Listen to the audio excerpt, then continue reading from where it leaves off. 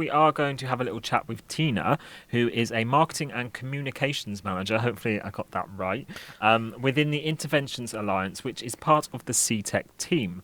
And she is also a person-centered psychotherapist in her spare time. So, no stranger to understanding issues surrounding mental health. Welcome, Tina. Hello. Thank you for having me on Chaos TV. Oh, you're more than welcome. Thank you for coming on. Thank you for taking the time. That's quite a lot already, just around your name we've read out there. What a fantastic person to have on. Thank you for joining us. You run your own private psychotherapy service. I hope I've said that right. Could you tell us a bit about how you became interested in this type of therapy? Right, no problem. So, yes, you're right. I'm a person-centered psychotherapist. I qualified with a master's in psychotherapy at Metanoia Institute, which is part of Middlesex University. I'm currently doing a doctorate in psychotherapy as well, and I will qualify as a doctor in 2 years' time. I got into this because I was always interested in supporting people. I have a strong motivation to help and support people who are suffering. I'm a really curious person, and that means I always need to know the context of why with everything. I have a passion for psychology, and that came to the forefront when I was at university and I did a science degree. And as if that wasn't enough to do, I did a psychology diploma alongside it and got that qualification. So what happened then after getting into working, after completing my master's in marketing, because as you've already said, my full-time work is I'm a marketing professional. After finishing my master's in marketing, I then went back to education to train to be a psychotherapist. Wow. Where do we even... Wow, I mean, that's amazing. It's an interesting combination, that.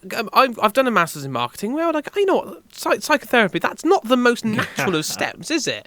But still fantastic to have done such a leap across. Have you enjoyed it all?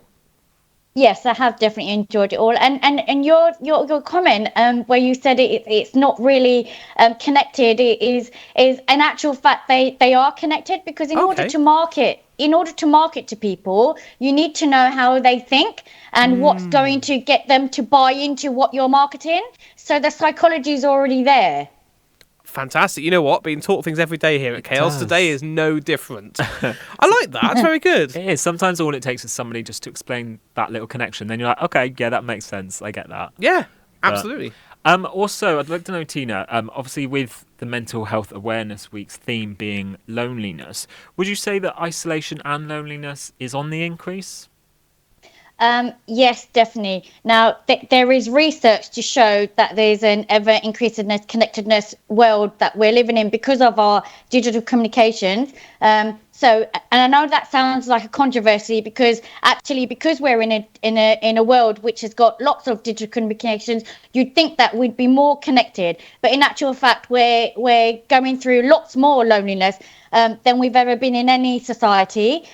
This is because societal psychology plays a huge role in how we develop or not develop, as it was, in terms of a relationship with ourselves. This is what causes the loneliest parts of ourselves. So to give you, like, in layman's terms, the more occupied you are with your life, i.e. the more you do your work, the more you watch TV, the more you listen to music, the more you are on social media, the more you talk with your friends, the more disconnected you are with yourself. So this is what the root cause of mental health concerns are. You probably already are aware, as with like lots of people will be aware, that there's lots of advocates to do with needing to do meditation, needing to do mindfulness. All of these practices are trying to get you back to have a connection with yourselves. Very wise words there coming through. I love that. Thank you very much. I think as years have gone on, people have started to realise how much our mental well-being has such an effect on our physical well-being. You go back through the years, I don't feel like that was such a thing, but nowadays, thankfully, through people like yourselves and different groups and organisations that we see, we are getting more aware of it, and with that is coming people like yourself, coming along to try and help others who are in need. Exactly. So a main proportion of my doctorate is actually trying to advocate that there needs to be more neurobiological information available to people, because everyone has mental health concerns. If anyone goes through stress, that's a mental health concern. And just as a real quick analogy and explanation, which is what I give to my clients, you're born with the body first, and your body is a sensory vehicle to making sense of the world.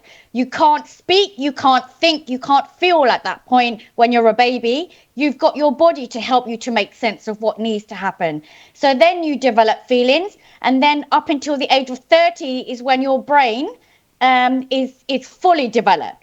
But so we live in a society where we're just wholly relying on our brains, when we need to go back to basics and start to get more connected in with our body. That's why the body, mind and spirit triangle is the most important thing. We need to develop a relationship with all three to create that balance. Wow, there we go. Perfect balance to keep things. I love this. Yeah.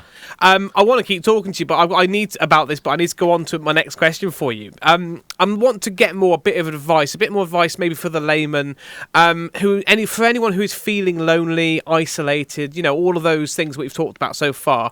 Any top tips, recommendations, even if it's the smallest or most simple of things? Sure, no problem. I would recommend spend time doing things to connect with yourself on a regular basis. The primarily one would be, if you can, work with a therapist. That's because that professional, confidential space that you have will be like no other. And the therapist will be able to help you by understanding you and your process, and then be able to recommend bespoke things for you to get to know yourself more. The other thing to do is to go out for regular walks, doing meditation, exercise, mindfulness. Now, they're not complicated things. Just going for a walk in the park, observing flowers, watching insects, that kind of thing, is just to get you out of your mind with your thoughts. And then developing a relationship with your younger self by writing letters to yourself is what I would strongly advocate, and what I advise to my clients. So writing a journal and learning to give empathy and kindness to yourself is what the ultimate goals would be for you to be connected within yourself.